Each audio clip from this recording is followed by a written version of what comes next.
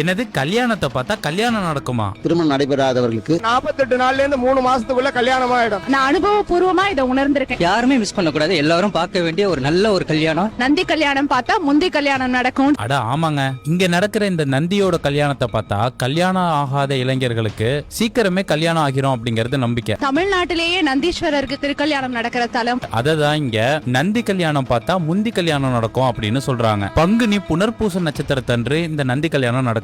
இப்போ இந்த வீடியோ போற 2025 வர ஏப்ரல் 6ஆம் தேதி நந்தியம் பெருமான் திருக்கல்யாணம் நடைபெற இருக்கு. ஆயிரக்கணக்கான மக்கள் இந்த கல்யாணத்தை பார்க்க வருவாங்க. இந்த தடவை எல்லா மக்களும் எந்தவித கஷ்டமும் இல்லாம நந்தியம் பெருமானோட திருக்கல்யாணத்தை பார்க்கறதுக்கு ஏதுவா அரசாங்கம் ஆற்றங்கரை பக்கத்திலேயே மேடை அமைச்சிட்டு இருக்காங்க. இதனால மக்கள் சிரமப்படாம தாராளமா ஆத்துக்குள்ள உட்கார்ந்து திருக்கல்யாணத்தை பார்க்கலாம் அப்படின்னு. அது சரி, அது எப்படி இங்க நந்திக்கு கல்யாணம் அப்படின்னு கேட்டா, திருவையாறுல வாழ்ந்த சிலதா முனிவர் அப்படிங்கிறவரு குழந்தை பாக்கியம் வேணும் அப்படின்னு சிவனை நோக்கி தவம் இருக்கிறாரு. அப்போ ஒரு அசரீரி கேக்குது, முனிவரே, புத்திர காமஷ்டி யாகம் செய்தால் குழந்தை பாக்கியம் கிடைக்கும். நீர் யாகம் செய்யும் நிலத்தை உழும்போது பூமியிலிருந்து ஒரு பெட்டி கிடைக்கும். அதனுள் இருக்கும் குழந்தையை எடுத்து வளர்த்து வாருங்கள். ஆனால் அந்த குழந்தை 16 ஆண்டுகள் தான் உயிர் வாழும் அப்படின்னு அந்த அசரீரி சொல்லுது. அந்த முனிவரும் அந்த பெட்டியில கிடைச்ச குழந்தையை எடுத்து வளர்க்கிறாரு. அதுக்கு ஜபேசர் அப்படின்னு பேர் வைக்கிறாரு. குழந்தைக்கு 14 வயசானதும் இன்னும் 2 வருஷம் தானே இந்த குழந்தை நம்மோட இருக்க போகுது அப்படின்னு நினைச்சு முனிவர் ரொம்ப வருத்தப்படுறாரு. இதை தெரிஞ்சுக்கிட்ட ஜபேசர் திருவையாற்றில் உள்ள அயன அரி தீர்த்த குளத்துல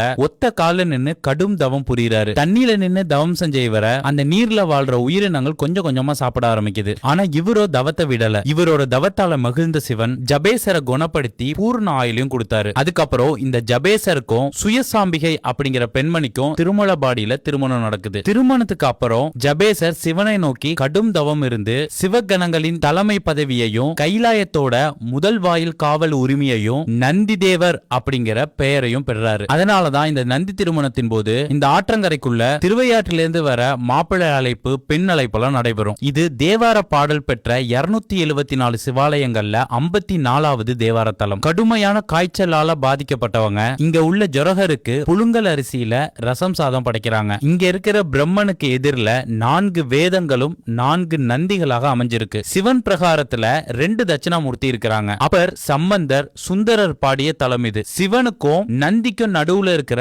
3 குழிகளை நவகிரகங்களா கருதி அதுல தீபம் ஏற்றி வணங்குறாங்க. பொன்னார் மேனியனே புலி தோலை அரைக்கசைத்து மின்னார் செஞ்சடை மேல் மிளிர்கொன்றை அணிந்தவனே, மண்ணே மாமணியே மழபாடியுள் மாணிக்கமே, அன்னே உன்னையல்லால் இனி யாரை நினைக்கேனே அப்படின்னு சுந்தரர் பாடினது இங்கதான். அருள்மிகு வைத்தியநாத சுவாமி திருக்கோவில் திருமலபாடி. இது திருவையாறுல இருந்து 15 கிலோமீட்டர் தொலைவுல 25 நிமிட பயண தூரத்துல அமைஞ்சிருக்கு.